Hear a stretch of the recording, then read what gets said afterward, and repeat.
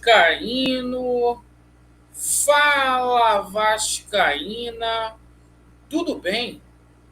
Um- uma boa tarde, bom começo de noite, um casaca no seu coração, que Deus possa abençoar as nossas vidas e a partir de agora um vídeo objetivo, curto, para a gente falar do noticiário esportivo do Clube de Regatas Vasco da Gama.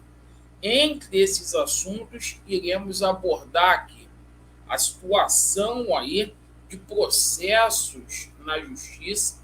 Hoje o Vasco ingressou com uma ação em face da Força Aliança.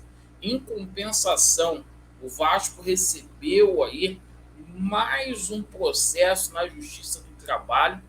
A gente vai falar aqui também sobre a situação do Maracanã, o Vasco aceitando aí oficialmente, né, que Flamengo, Fluminense e Botafogo fazem uso de São Januário para que tenha a possibilidade de colocar mais jogos no Maracanã. Isso mesmo. Vamos falar sobre Vasco da Gama e Botafogo e a situação aqui da atualização com relação a reforços. E ó, está imperdível essa situação de reforços. Coisa do Arco da Velha aconteceu hoje que você, torcedor Cruz Maltino, não vai acreditar. Eu peço a você para poder se inscrever no nosso canal, deixe o seu like ou o seu dislike e ativem o sininho. Vamos começar falando aqui sobre essa situação na justiça. Com relação ao patrocínio aí da Força Aliança, o Vasco da Gama hoje ingressou com uma ação em face do antigo patrocinador, cobrando aí R$ 508 mil.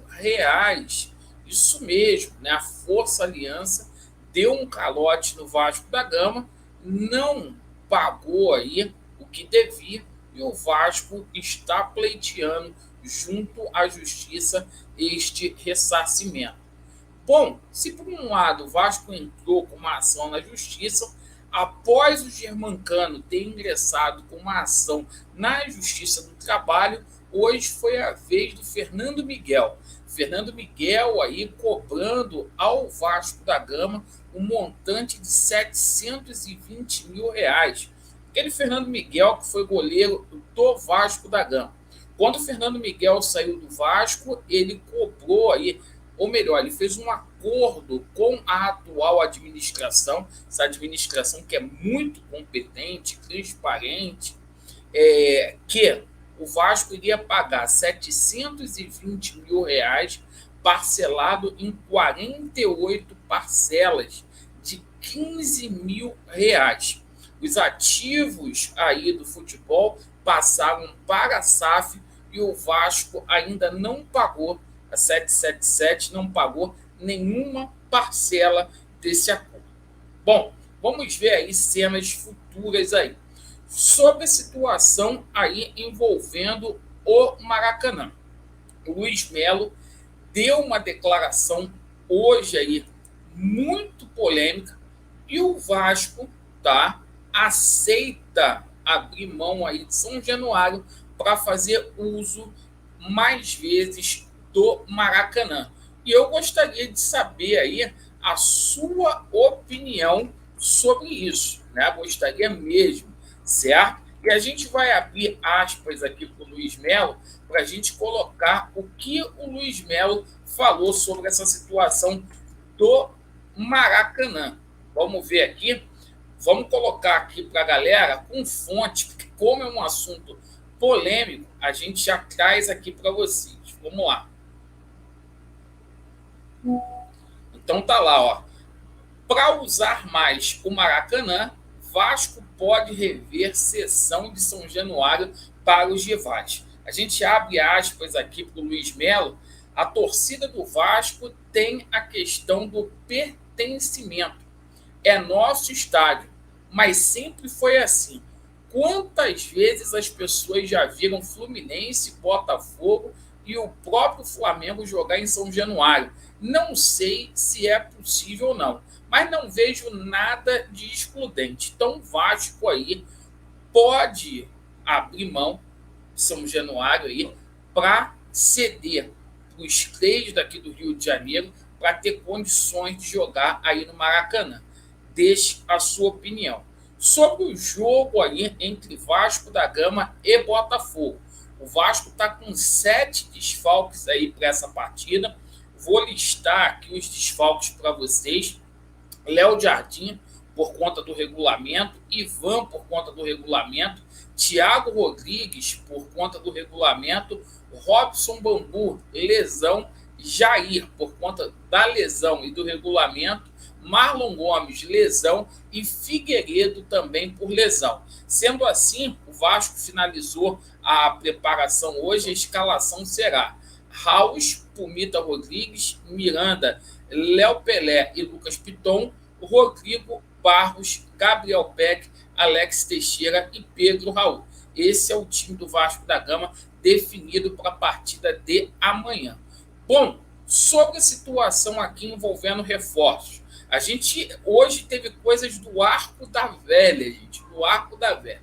Vamos lá. Primeiro, a situação do Manuel Capasso, tá? Laureano, por que o Capasso não vai jogar nessa próxima partida contra o Botafogo? A gente precisa aí de 48 horas úteis aí de antecedência para inscrever o jogador.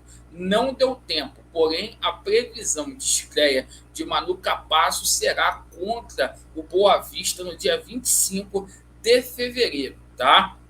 Sobre a situação aí envolvendo zagueiro. Eu fui atrás dessa informação hoje que o Jorge Nicola tinha dado com relação à situação do Nathan Silva, jogador de 25 anos lá do Galo, tá? E realmente é verídica. O Vasco também está aí com a situação do Sérgio Barreto engatilhado. A gente aguarda a cena dos próximos capítulos.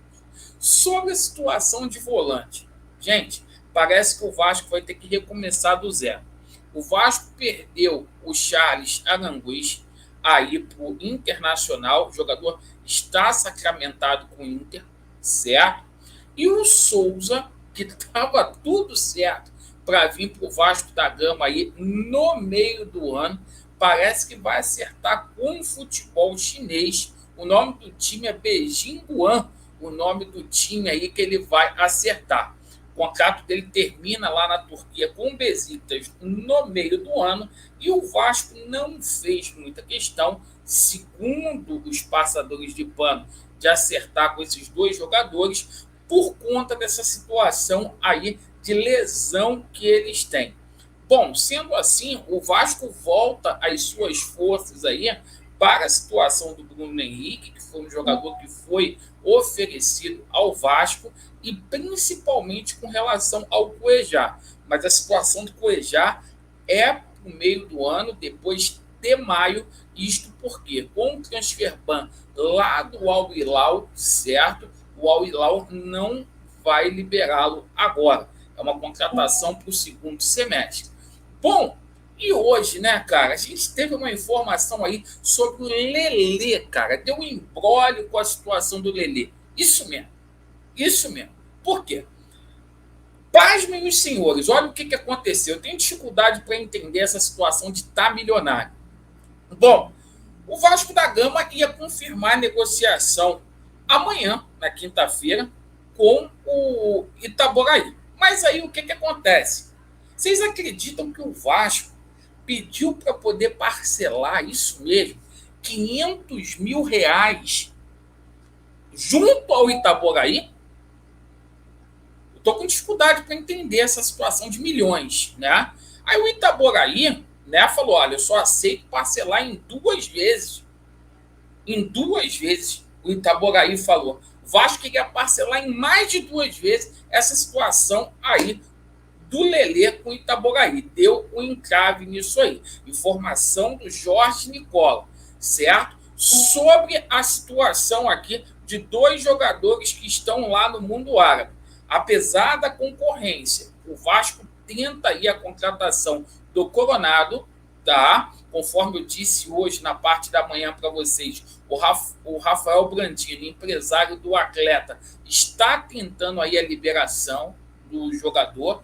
O Vasco não é o único clube interessado, mas fez uma consulta aí para poder saber quanto ele ganha, se ele estaria disponível para voltar ao Brasil. Então o Vasco está aí na disputa pelo Coronado, meia aí, e a situação do Lucas Vieto, tá? O Vasco também tenta a contratação de Lucas Vieto, jogador que vai deixar o Al Hilal aí, o contrato dele está terminando, está se encerrando aí. E hoje a informação que veio lá do Jorge Nicola foi a seguinte: o clube que chegar aí, né, e pagar 1 milhão de salário por mês vai contar aí com o jogador. Vamos aguardar para a gente ver. Agradeço pela atenção e esses parcelamentos, hein? Aonde a gente vai parar com isso? É isso que atrasa o trabalho do Barbieri. Vasco neles e a verdade prevalecerá. Valeu!